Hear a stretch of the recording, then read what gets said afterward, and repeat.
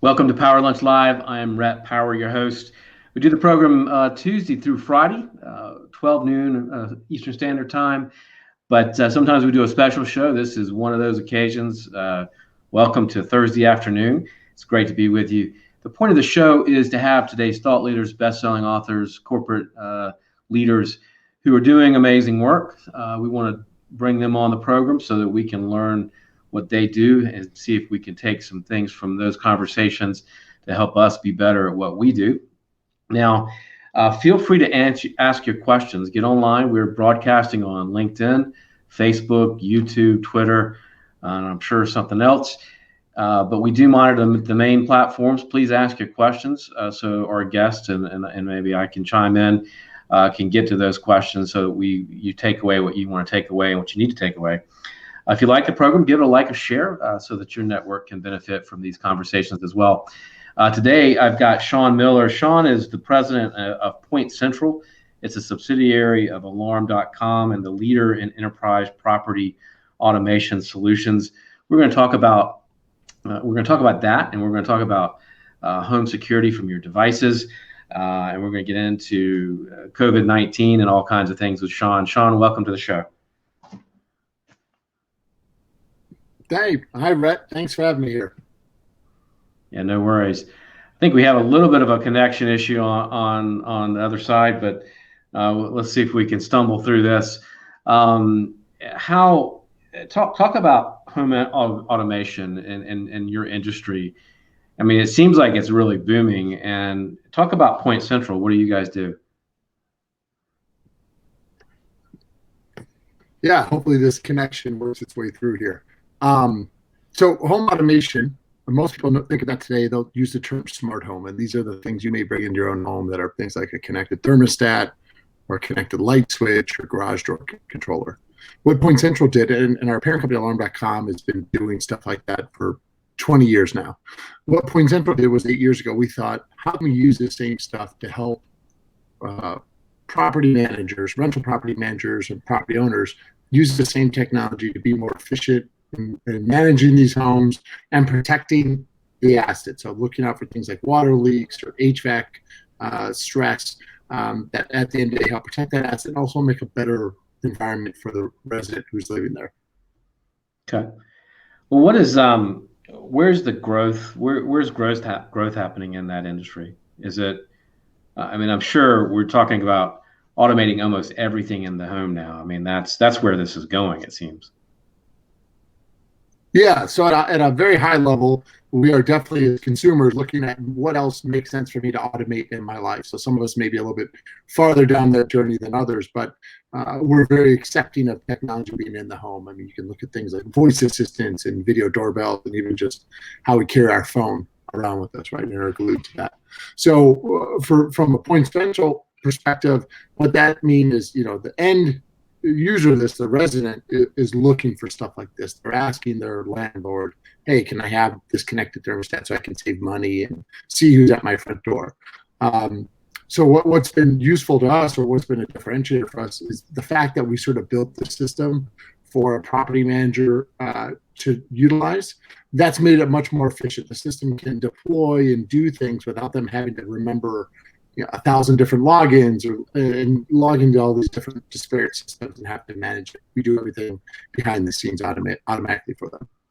What are the security concerns? With all this new technology, I know that there are privacy concerns and security concerns of having all this kind of tech in your house. So, I know Alexa listens in, right?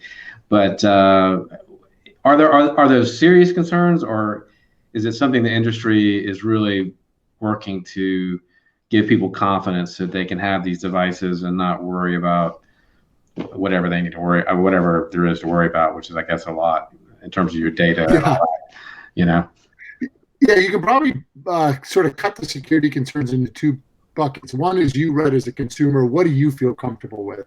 Some people love the idea of cameras, other people don't, voice assistants, etc. Mm-hmm. So there's an individual part to that, but then there's the behind the scenes, and regardless of what devices you feel comfortable with, how does the provider of those devices make sure that the connection to those devices is secure, and that when that data gets back to their cloud, that data is handled appropriately. So, trying to protect against things like hacking have become important, and even do you sell my data? How do you use my data? So everyone's going to have a different answer to those, right? We take the perspective of all the devices we deploy use a protocol called Z-Wave that we can encrypt as they talk.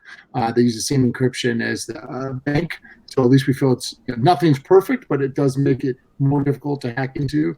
And we use a cellular backhaul, meaning every house has a cellular chip that uses that to talk to our backend. So again, we can encrypt it, and it's a non-public network, which is shown to be much more resilient and security worthy than, say, a Wi-Fi network. Like Wi-Fi can be made secure, but it takes effort to do that, and you have to continually apply that. And most people aren't willing to, constantly update their password and their router firmware and all these other things you sort of need to do that. And then lastly, at a cloud level, there's these certifications emerging. The most popular one's called SOC 2 compliance, that looks at your processes and said, are you trying to make sure people can't easily hack into you? We've gotten that certification, and then we've done, we publicly tell people our fee, our product has a monthly fee. That's how we make money. By doing that, we're not going to sell your data to other people. There's other providers out there, like, you can think of Amazon or Google, like they're very transparent that they're going to monetize your data to sell you something else. Some people are going to be totally fine with that. Others won't. So a little bit of it, you just do the homework to understand what you're comfortable with as a consumer and as a business, and then you can figure out which products sort of align with that. Yeah, it just seems like it's so overwhelming, right? And I guess you either get used to. I guess I've come to the sort of conclusion I'm used to, or I guess I accept, giving up a little bit of privacy for these, for this technology. I kind of feel also that there's probably more information on social. We put so much more information on social media that could be worse for us than anything that's probably in the home, right? It just anyway. I don't know. I guess that's where we are. We just give up some. We give up some of this stuff, I think, unless you're really focused and understand how to really protect your home network and do the things that you have to do to make you sort of insulate you from this kind of stuff. Yeah, if you pause on that for a second, you can think about this technology is developed very quickly. Just think about 10 years ago what we did and 20 years before that, right? Yeah. So, I guess think of it from a positive standpoint. The people designing this are very sharp, and they understand how do you give us the nuggets we like to do, and so therefore you combine those sort of things we like with how fast this has changed. And the reality is, tech's made its way into our life faster than anything else before, and we haven't fully understood how to apply it or its pros and cons. Before we made the decision, we sort of jumped into the pool and then said, "Okay, how do we learn to swim?" Right. So that's why I think people just need to periodically step back and say, "What am I comfortable with? How do I want this to be used and deployed?" And then you can always pivot as you're going through it. So I don't think it's be fearful of don't act, but just like looking at your insurance and stuff like that every year, every 6 months, I think you want to take the time to pause and say, okay, am I using the right things in the right way and what matters for my life and my business? Yeah, no doubt. What is, so talk about a little bit about COVID-19. How is this affecting your industry? How's it affecting PointCentral specifically? Yeah, so from a personnel standpoint, right? Obviously, it impacted all of us. One of the things we love about our jobs is we do frequently get out and see our customers at trade shows and in events. So that all came to a screeching halt, which those of us that are extroverts probably miss out on that. Our team's relatively dispersed. We have offices in Portland, Virginia, and then people spread throughout Denver, California, et cetera. I would say from a working remote, we were sort of better equipped than the average probably company to shift to all work from home. So that hasn't been a huge hit. Mm-hmm. And but it has, like, from a customer standpoint, where our business, you can think of it, gets split between two types of rental homes. There's short-term rentals and long-term rentals. Our short-term rental partners have definitely been impacted by this, right? There was no spring breaks or Easter breaks, et cetera. Right. So their businesses have been hit hard and are buckling down to come through this. Some people still have customers and will come out of it. Our long-term rental teams have been less impacted today. We'll see how long the economic impact is before we'll see anything there. Our tech has, one of the things about our tech is, people find new or remind themselves of the value of some of the stuff when things like this hit. So, we've had this service, one example in the long-term rentals, we've had for the last 5 years a service called unattended showings, where if you have a vacant property, a rental property, you could get people in, they could see it sort of on their own schedule. Some operators have loved this. Others have said, no, I still want to be there. I think that's important to my business. In a post-COVID world now, you can't be there, right? And there's still vacant homes to show. So it's definitely had a resurgence of interest in that feature of the product. In the short-term rentals, how do you utilize things to say do a keyless work order, right? Someone's got to get in and clean a unit. Some people have still been in some of these homes. Now people can get in and see it. They don't have to go into an office, touch a machine that stores all these keys, pull the key out, then go use it at the door. They can essentially show up and either use a code or use a phone and get in. So there's things like that we've seen people utilize it. But it's no doubt, when we come through this, the world is changing under our feet as we're standing on it. And it's a challenge just to keep your ears open and your eyes open and listen and see what's going on around you, and then figure out what's the best way to adapt for ourselves and continue serving our partners. Yeah, no doubt. And I think it's hard to say what it's going to look like in 3 months, 6 months. Are you guys planning on a downturn? How are you planning for the rest of the year?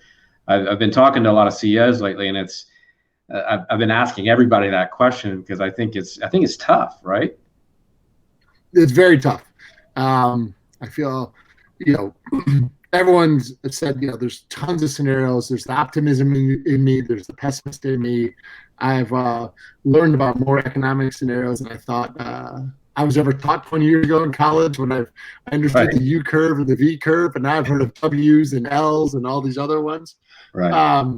I think at the end of the day, I think it's optimistic to hear our public leaders talk about sharing steps of how can we start to resume to normal. I think anyone who hopes we're going to resume to normal the way normal was 30 days ago at the end of this month, I don't think that's it. I think there's going to still be precautions people take when they're out there and just sort of learn habits we've had over the last 30 days or fear-induced habits we've learned.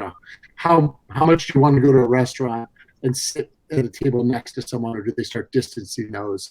So I think some of those changes will still be yet to see. I mean, short answer, I think, Rhett, I'm hopeful we start to see a return. I think that return is not going to be what the economy looked like in February. I think if all things come together, maybe by the time we exit 2020, things are back to at least run on all cylinders, where sometime in 2021, we can get back to what the start of this year sort of looked like. I think that to me is the best case, realistic scenario right now. And that's what we're sort of planning around. Okay. What are the conversations like with your team? What's different about your conversations now with your team members than they were 2 months ago? Anything you feel like as sort of a leader or the head of an organization, are you talking to your people in a different way? Are there things that you've sort of decided I've got to ask certain questions, or I've got to give them a certain something else that maybe I wasn't before? Yeah. I don't know if that question makes sense, but yeah, it definitely does. So two things. One, up to this point, I can tell you, we've probably been pretty good at not over hiring. There's obviously a lot of fears we came in as people said, what are we going to have to do? If you look around, everyone's cutting back workers or furloughing workers. So one of the things I wanted to get in front of my team and say is, look, we've been smart up to this point. We haven't overhired. So, at this point, we don't need to. I mean, if things really took a drastic turn, we may have to reconsider that. But I think we've kept ourselves in reasonably good fighting shape to be able to maintain Right. through this. The other thing that's really been important to me is, even though we worked remote before, there was sort of defined days, not only Monday through Friday, but hours in the day when you're doing stuff. And since the majority of my team is, has a family at home, not only significant other, but kids, those times in the day and those days of the week are starting to blur together. And so one of the things I think has been important to my team is, carve out time in your calendar. Like we understand now you're going to need to be flexible. You may need to take an hour or two during the day to help the kids with work or take them on a walk or whatever it is. Carve that time out in your calendar so that your calendar just doesn't become a 6 a.m. to 9 p.m. Work day with things randomly going across, right? Like carve out the time to have time for your professional self as well as your personal self. And that's been something we found, reinforcing that and getting our team on a little bit of a social hour every other week to have a beer or beverage together and just let them relax a little bit is important because it feels like now things can be a little bit more stressful than before, and not even if you take the work aspect out, just the time management. Yeah. You think have you seen sort of productivity? How are you looking at productivity? Are you seeing it sort of the same level of productivity, or are there things that you haven't been able to do really because of being sort of locked down? Probably the only thing from a productivity standpoint that, again, we used to be able to do a lot of was get in front of existing customers or new customers and talk to them in person. So the sales teams had to shift a little bit more to leveraging technology to get in front of people. If I look at productivity like touch points, there was a little bit of a dip, but they've been able to recover there.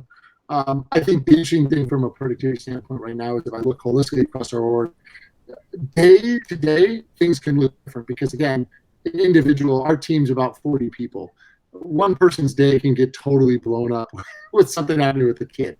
But if I look week to week or month to month, and I measure based on our key metrics of are we generating new customers and taking care of the existing customers, we've been relatively just as productive as we were before.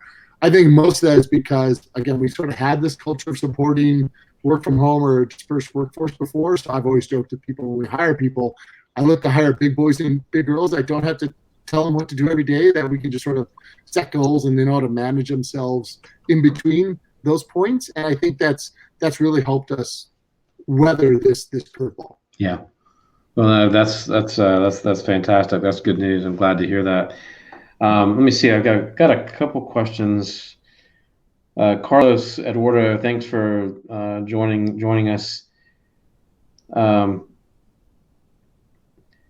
It's interesting to see how this connects to what MSP does. I don't know if I understand that. Do you understand that? No, I don't. I'm not sure what MSP is. Okay. NIST security guidelines and all other guidelines should be taken into account. Okay. I won't dispute that because I don't know what that is, but thank you for the feedback. Anyway, does that make sense to you, NIST? Yeah. What Carlos, when you said MSP, you may be referring to what's called a managed service provider. So in some of these, like an apartment building, what you can think of as someone who brings in connectivity overall, so you can think of Wi-Fi and telephone and stuff like that. If that's Carlos's thought, sounds like what he's doing is reinforcing there's sort of a right way to think of connectivity in these buildings, and that's we would agree with him. I think the unique thing about us is what we'll tell people is you may have an MSP who's bringing in internet and stuff like that to your building. When you think of IoT devices, then connecting to those networks, there's again this whole how do I connect it to that? Is there enough bandwidth? How do I manage it? And what we've seen a lot of operators say is, look, I'm not that techie, and so by us rolling in things on our own cellular network, we've been able to say, look, you have your MSP, and that's a dedicated managed network on its own. We can sort of keep our network managed, secure, reliable, and you don't have to worry about adding more bandwidth to that or having someone on staff who has to figure out how do I manage these collective things together now. Yeah. Hey, you wrote an article, and this is sort of the last thing I want to ask you about, but you wrote an article about security in rentals or Airbnbs and VRBO rentals. Talk about that a little bit, about what the expectation there is and what your thoughts on that are. Yeah, so looking at vacation rentals, this is an industry or a subsegment of rental properties that's really exploded over the last 10 years. A lot of people would attribute Airbnb and VRBO to the brands that help sort of introduce a greater number of us to these alternatives to hotels, right? And there's some pros to them. If you're traveling with your family, if you're going to certain areas, you just get more space and more maybe usefulness than you can get in a hotel. Before, when this was maybe less of us knew about it, what you found was a lot of people would travel the same year to the same spot. So they were comfortable. They knew the operator took care of it. As this industry has grown, you've had more supply come into it. And also people with different expectations. Like, how do I know this is a safe and secure place to live in? Right. There's been a few headlines of maybe as some supply came on, maybe they didn't always have things like carbon monoxide detectors or smoke detectors. And so one of the things that I think has been a fair question from people wanting to travel and use these is, look, when I stay in a hotel, they have these standardized things, right? They're not using mechanical keys that can be copied or lost, right? I get a card. That card, if I lose it, it's deactivated and a new one works, right? Like, mirror that. There's smoke detectors, there's CO, and if something was to go off, I want to make sure a professional is going to respond. That's something PointCentral, given Alarm, our parent company Alarm's 20-year history in life safety services, we've been able to work with our partners and say, look, if you have a need for this, we can, as part of our base system, deploy this into. So now, if there's a resident staying in a vacation rental and a smoke detector goes off, we can make sure that the fire department's called to the vacation rental manager. That's been good news, because now they're not getting woken up at midnight or 1 a.m. or 2 a.m. They'll get a notification, but the right person's responding right away. Right. And that meets a lot of the customer needs of, like, hey, just take care of this baseline safety aspect. And when that's done and that's done properly, you've seen a lot of people they enjoy this different way to travel. It's been it brings a lot of benefits to them. Yeah, no doubt, and it's a booming industry. But you're absolutely right. There's certain, if you can, I mean, I think it gives you an edge up in that space, right? If you can say, additionally, we provide this amount of security or this amount of, I mean, it's just really a comfort, right? It's good to know it's there. So yeah. And as you can probably imagine, there's if you think of traveler profiles, there's a certain traveler profile who doesn't think about it and doesn't care. Right. Those tend to be younger, probably not traveling with kids. So they're just looking for a fun place to go for the weekend and are enjoying it. But the second you start seeing people travel families, or maybe their families are grown up, but they're still traveling together and they're just more aware of things like this is definitely something that they are looking for when they're perusing. And again, when they stayed at properties they knew before, they knew what they're getting into and their expectation was there. As you want to serve those types of customers' needs with a new location, then being able to easily see, like, oh yeah, there's a smoke system in here, there's a carbon monoxide system. Those are great things to know. Not to mention the owner. I mean, you can think of these same systems. Some of these markets have down seasons, and so now you can just make sure something doesn't happen when no one's in the home. So there's multiple benefits to it. Yeah, and the other thing is knowing who's coming in and out and when and that kind of stuff is good to know. Hey, Sean, it's been great. Thank you so much, man. This has been informative, and whenever we have these kind of questions, I might have to have you back on to help us answer them. That sounds great, Rhett. I appreciate the opportunity and happy to come back when you get those questions. All right. Thank you so much and have a great day. Thank you for spending some time with us here on the Power Lunch. You can find out the upcoming schedule at powerlunch.live. Until then, we'll be back tomorrow for another show. But until then, have a great day. Enjoy your loved ones or whomever you get to spend this time with. And hopefully you're staying safe and healthy. And until tomorrow, have a great day.